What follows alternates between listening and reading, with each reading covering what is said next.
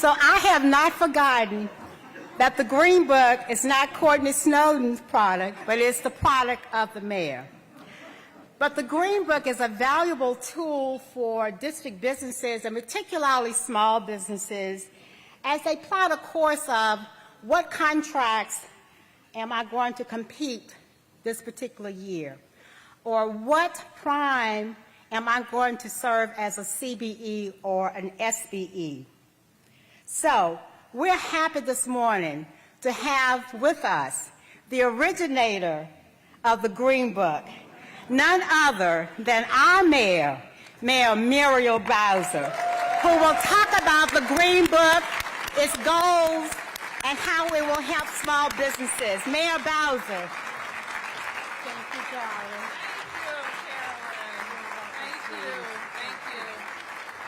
Thank you, everybody. Well, good morning. I am delighted to be here with the Chamber for its annual meeting and inaugural Chairwoman's Breakfast. Congratulations, and it's wonderful to see everybody. And it's wonderful just to be seen, isn't it? To be amongst our friends and colleagues safely, wearing our mask indoors, staying home when we're sick, getting vaccinated and boosted.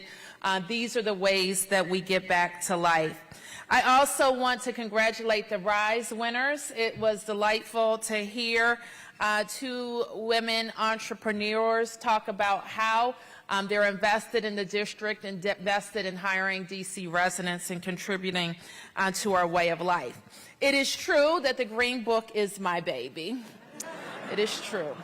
And the reason I had the idea for the Green Book is, you can imagine in my years in public service that people will stop me from time to time and say, I have an idea, I want the district to do it. I've heard that a lot.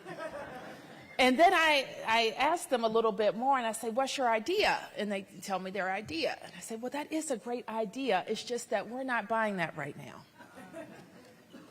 And then I thought to myself, but we are buying a lot of things. Do you know about that? And can your business provide those products or services for us? Because if you can, we want to do business with you.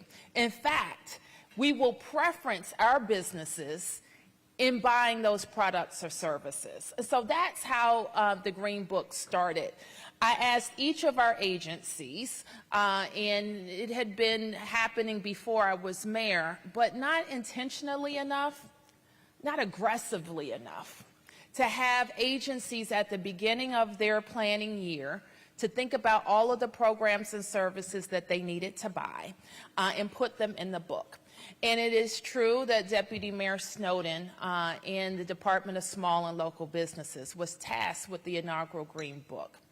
I have another story. It was the former chairman of the former CEO of this organization, Vincent Orange, was a council member for a number of years. And part of his responsibilities early on was the oversight of government operations. I wasn't on the council. I wasn't even in politics at the time. But I would watch Vincent Orange have these oversight hearings. And in these oversight hearings, he would call every agency director up who hadn't met their CBE goals. And there were a lot of them. And I remember thinking to myself when I became mayor, that will never be me or our agencies.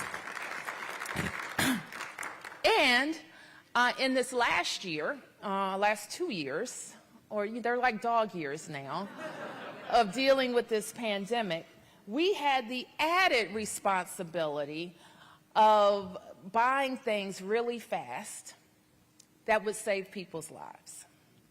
And so we had the additional task of procuring a lot of services on an emergency basis. And a lot of those services were reimbursable to us, or we would get reimbursement from FEMA for the programs and services that we procured. And I don't even know the total number now, but I'll find out, and it's a lot. But our business community stepped up. We had a goal. We worked with the council on how we would report our emergency spending, that it would be transparent, and that we would hit our CBE goals. And I'm very proud to say that we have done exactly that. And I was seated next to Councilwoman Brooke Pinto, so I want to acknowledge her. I'm quite sure all of the members of the council have been acknowledged, but I want to acknowledge them for their partnership in that work. The last thing I want to mention is when our first Green Book was published, our goal at the time was to spend $317 million with CBEs. We're an $18 billion corporation now. And in the first year, we almost doubled our goal and spent $690 million.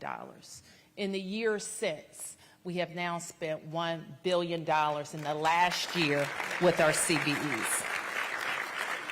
So don't let anybody tell you that our businesses are not top-notch.